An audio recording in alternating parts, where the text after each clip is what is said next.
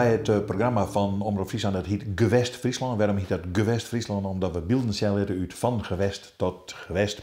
En dat programma weer van de nationale televisie van 1965. En daarin waren allemaal reportages maken die het oer en in Friesland spelen.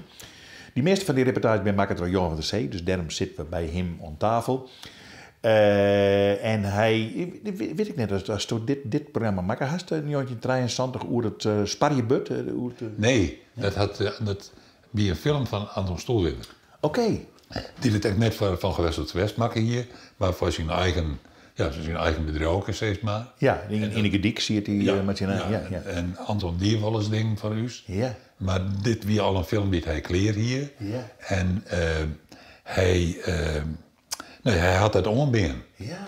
En wij hier doen op dat moment even niks of wij hier geen tijd. Nee. Dus toen hebben we dat kocht van Anton. Ja. Dus, en zo komt in 1973 dus het jeugdvakantiekamp Sparjebut in Hemrik. Dat komt op televisie. En had ik nou naar de stemjer, hè? Heinze Bakker. Nou... Was maar eens even goed, Hark. Ja.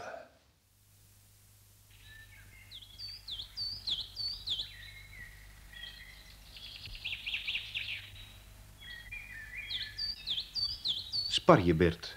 Het speelbos in het hartje van de gemeente Opsterland, uitermate geschikt voor dagrecreatie, voor trimactiviteiten en sinds 1969 ook plaats van handeling voor vakantiespelweken. Voor kinderen van 8 tot en met 12 jaar uit Opsterland, Smallingerland en een deel van de gemeente Heerenveen. Het speelbos Sparjebert. Een groot terrein, van voor naar achter en van links naar rechts. Je moet er eerst wel even thuis raken. Maar al zingende is dat zomaar voor elkaar.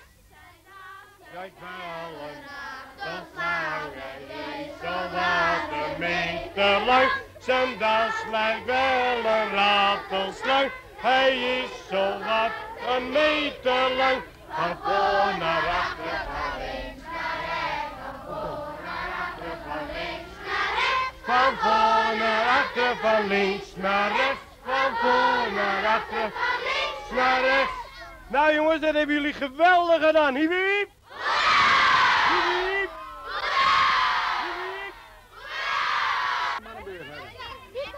Alleen wij krijgen zelf even opzoeken. Wij krijgen zelf geen prijs. En dan aan het werk.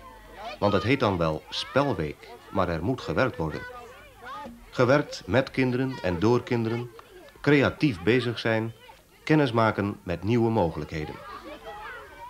Gratis ter beschikking gestelde materialen, zoals hooiruiters, matten en nog veel meer, bieden uitgebreide, vaak ongekende mogelijkheden. En dan is er ook nog van alles ingekocht. Klei, verf, gereedschap, zodat architecten, bouwvakkers, aannemers en beeldende kunstenaars in de dop hun gang maar kunnen gaan.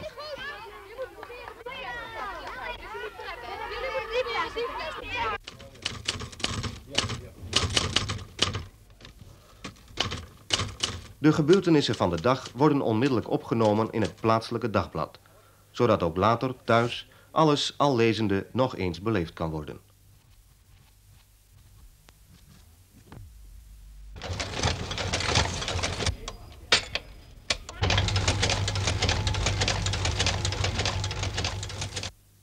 Op de sportpagina zal zonder twijfel van deze overigens lichte blessure melding worden gemaakt. We waren op de parkeerplaats aan het voetballen en toen zou ik achter die bal aan rennen, maar toen gleed ik opeens uit. En dan heb ik een schaafwondje en toen ben ik naar de kantine gegaan. Daar hebben ze me verbonden. Melk. Werken maakt hongerig, maar geen nood. Het materiaal en het gereedschap worden verwisseld en de bouwvakkers en andere creatievelingen worden echte smaakmakers. Dat zijn eieren. Soepsoep moet doen. Eieren. Mooi, dankjewel. En melk. Haal ze er maar even uit. Hier zijn we weer soep. Wat is een ei? Oh. Het is ei.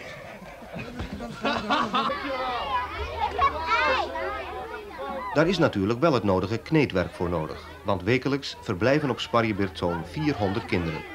Via scholen en club- en buurthuizen of gewoon via bepaalde aanmeldingsuren bijeengebracht. Nou, ik nog een nieuwe tak.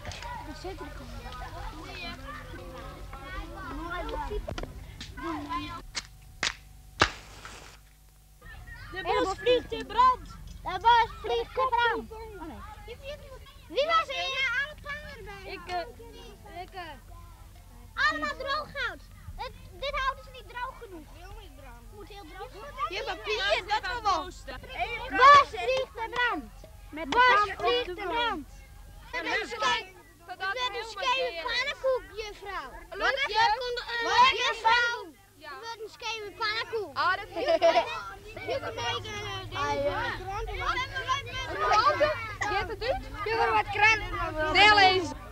En een dorst dat je daarvan krijgt. Maar ook die wordt gelest. Alsof je een emmer leeggooit.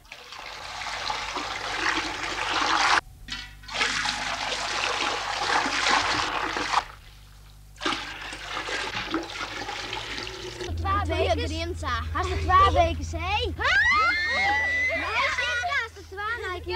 Ja. Maak ik je nee? Maak ik wat? Ja, weer het wel. Wij hebben Overigens maar goed dat er leiding is. Anders zou de pan er nog bij opgegeten worden. Die leiding bestaat uit 1 hoofdleider, 1 assistent-hoofdleider en zo'n 35 vrijwillige medewerkers en medewerksters. Veelal afkomstig van sociale en pedagogische academies, opleidingen voor KNO'sters, kleuterkweeks en middelbare scholen. De hoofdleiding bestaat zoveel mogelijk uit beroepskrachten uit het club- en buurthuiswerk of sociaal-culturele werkers, als het even kan, uit de directe omgeving, zodat ze bekend zijn met de plaatselijke situatie. De kinderen gaan 's avonds weer naar huis en komen de volgende ochtend terug. De leiding overnacht op Sparjebeurt. Jongens en meisjes, hartelijk welkom. De dag van vandaag zit hij weer op met pannenkoeken bakken. Ik hoop dat iedereen het naar zijn zin gehad heeft. En nou zijn we over het programma van morgen. Morgen is er kermis. En kermis betekent altijd een enorme drukte. Zowel voor leiding als kinderen. En het is een groot kinderfestijn. Ben al een kind geweest. Toen ik mij heb gebogen voor het kleurig altaar. Van je groene ogen, je vlammende haar. Ik heb geloofd in je witte tanden, je lippen zo zacht. In je verre vage handen op het klavier van de nacht. Het is voorbij nu. Ik zeg het keer op keer. Maar wat er ook gebeurt, ik geloof je nooit meer. Lai la la la la la la la la. Nou, wel te rusten hoor. De volgende dag grijpt eerst terug op de vorige. Alles wat toen verloren of vergeten werd, komt bij de rechtmatige eigenaar terug. Ja, kom maar. Van wie is deze? Geweldig hoor. En ook van die mooie blauwe dingetjes hier aan.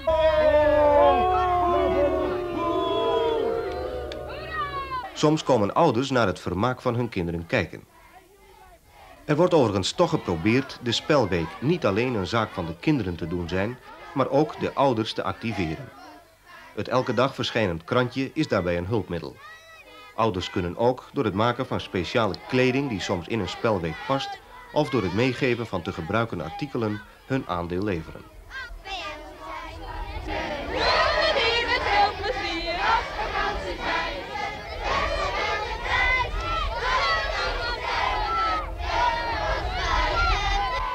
Manipa Maroe. Tango. Tango. Univini Canara. Oveja. Manipa Maroe. Tango. Tango. Univini Canara.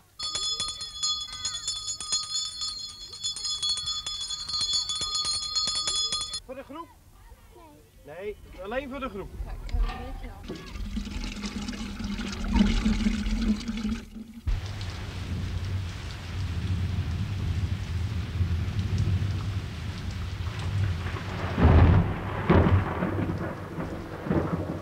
Natuurlijk schijnt de zon ook wel eens niet, maar geen nood. Een grote blokhut biedt goede schuilgelegenheid en bovendien kunnen er allerlei binnenactiviteiten worden georganiseerd.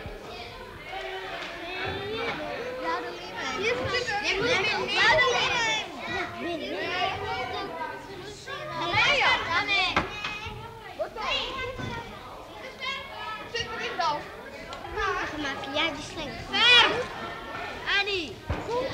Ver. Waar is het?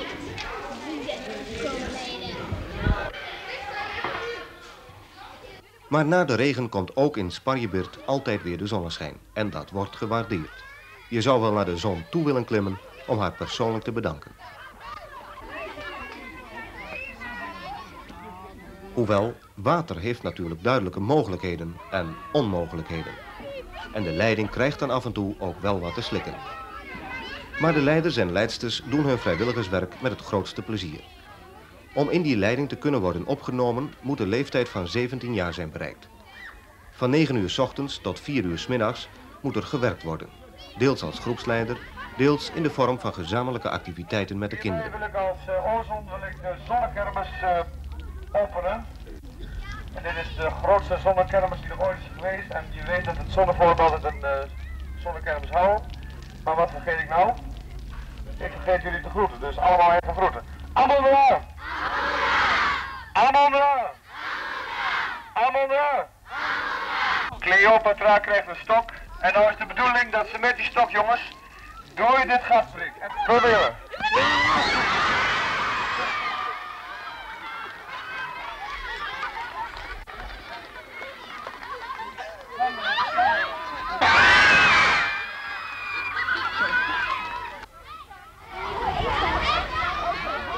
Ja, kuipjes steken valt niet mee. Kopjes steken is makkelijker. Dat kan niet missen. Is hier nog even bouw mee. Nee, 12 jouw 5. Is het? 1, 6, 1, 12, 13 jouw 5, 6. Oké. Ja, aan de kant. Ja. Ik ben zijn vader vandaag. Ja. Ja.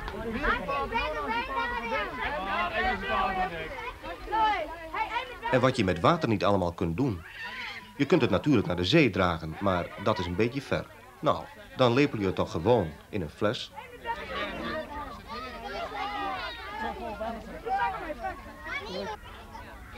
Wie vindt het niet heerlijk om aan anderen zo'n lekkere oplawaai te verkopen?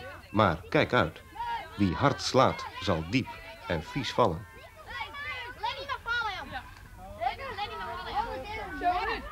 Let niet nog vallen. 1, 2, 3.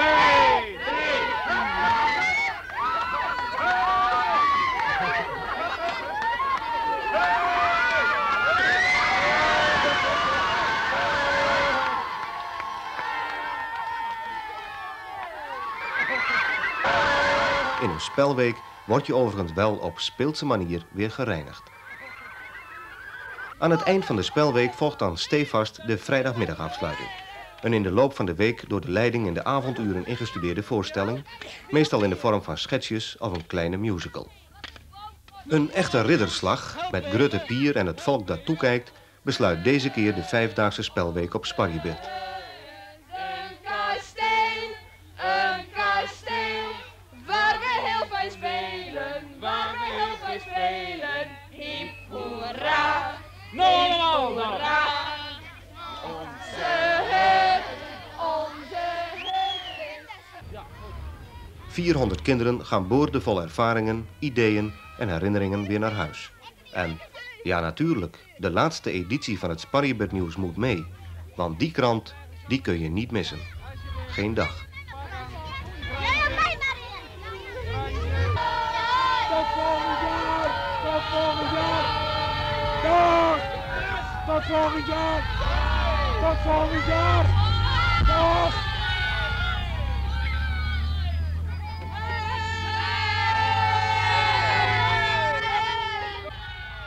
Want nef is mee weer Peter Tuinman. Nee. Toch, Heinze? Dat is zo best kennen. Heinze komt die komt er vlakbij, die komt er ja, dat is, ja, ik zie het eerst ik van, ik ken die stem. Ja, dat hier kijk. Ja, maar dit is Heinze. Ja, dat is, ja, maar ik vind het prachtig. Zijn reportage, lang. Zij had mij al die band die zo'n willen haar in de simmer en dat is het net meer. Nee. Nee, en Anton koer dat goed. Ja. Want Anton had ek, en dat hebben wij ook uitgestuurd, de tocht van de nieuwe burgemeester van Spellingenlaan. Ja, Rensje Zielstra. Rensje Zielstra, Ja. langs alle dorpen. Ja. En daar wie Anton bij, maar de mensen die vonden, ja, dat is Anton. Ja. Dat is net een cameraman dat de Oosterhout bij maakt. Nee. Dat is Anton, die heeft er gewoon Ik bij. ga niet bij toe mij maken voor Omroep Friesland, weet ik wel, maar die wie er gewoon. Dat is, die is geen werk. En, dat is, En daar wie mijn baas doet, die Roel Rensen, die wie daar geweldig enthousiast over. Ja, een keer daar bij Anton hebben die weer op een gediek vlak bij de Bregen en daarachter hier een hokje. Ja. En hij had hier een kapperszaak en wat sigaretten. En daar zitten we in het hokje erachter en Rensen die vond het fantastisch dat die man daar zou al die. Ja, en eigenlijk hier wat bij hem komen kennen om al dit soort dingen te doen, denk ik. Ja. Maar dat wordt Maar het nee, en boven dat heen wij dus een behoorlijk stief contract met Cinecentrum, dat die de onderwerpen filmpjes doen. Maar dit is weer van Anton.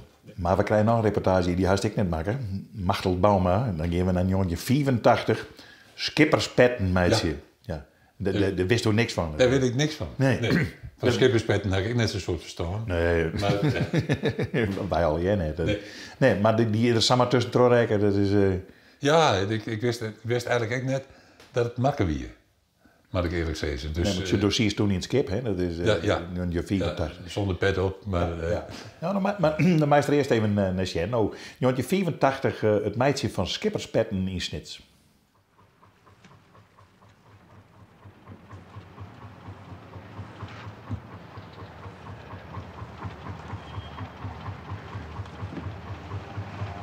Maar net de 4 loszaken, ja?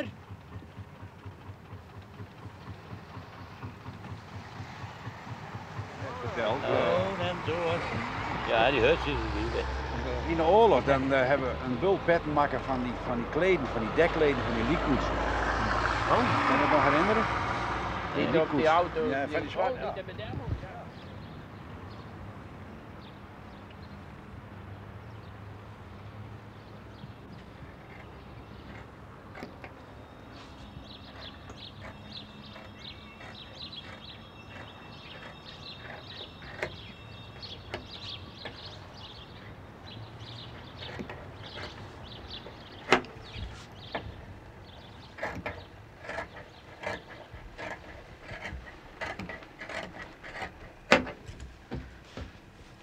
Ik heb hier al meerdere maten dus liggen, onder andere 57ers. En hier liggen al bollen, ook al gestreept. En er zijn ook 57ers, 55 en zo ga je door.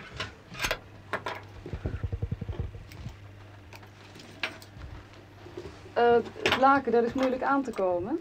Ja, dat hadden we voorheen altijd uit Nederland vandaan. Vroeger zelfs 2 adressen, later 1 adres. Nu hebben wij het laken uit Duitsland vandaan. En dat ziet er goed uit, alleen het is jammer. Het is niet zo dik als dat we voorheen gewend waren. En daarom gebruiken wij tussenvoeringen erin.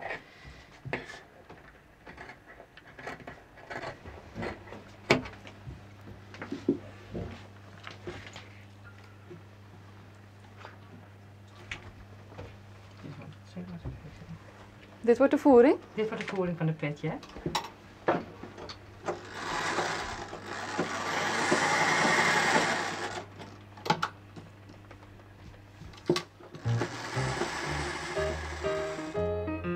Doe ik er een tussenvoeringje in.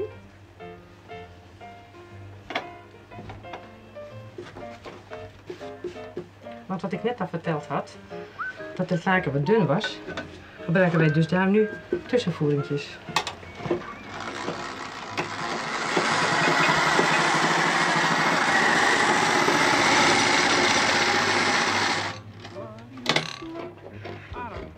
Hoe lang maakt u op petten?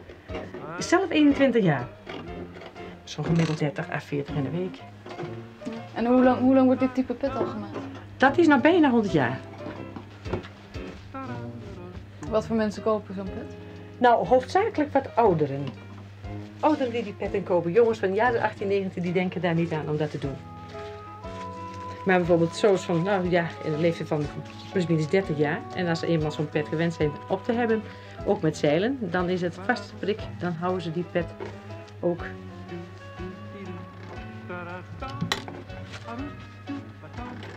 Altijd op of ze kopen weer een nieuwe wanneer het weg is om wat voor reden ook of zo.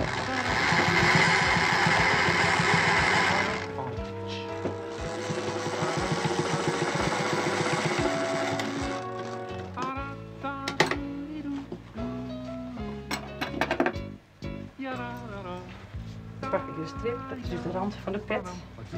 En die ga ik afmeten op een lat die bijna 100 jaar is. Die gemaakt is nog door mijn mans opa, opa Rozenstein.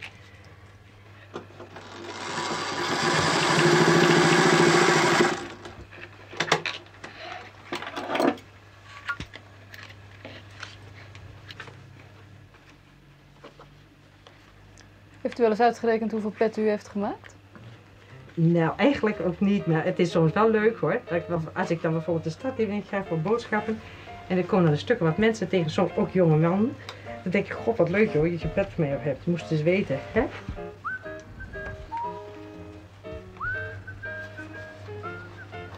Maar het is gewoon zo, wanneer het april is en de vaarseizoen gaat beginnen, nou dan kan je het gewoon merken, hè? Dan komen de petorders ook weer veel meer.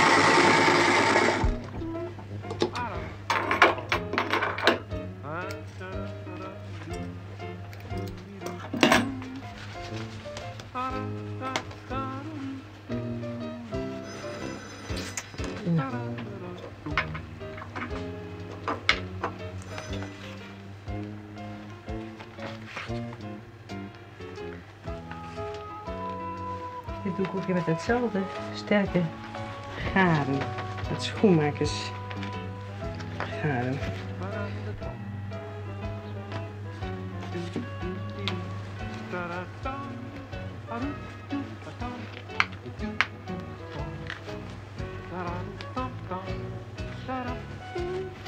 Nou, dit is het product.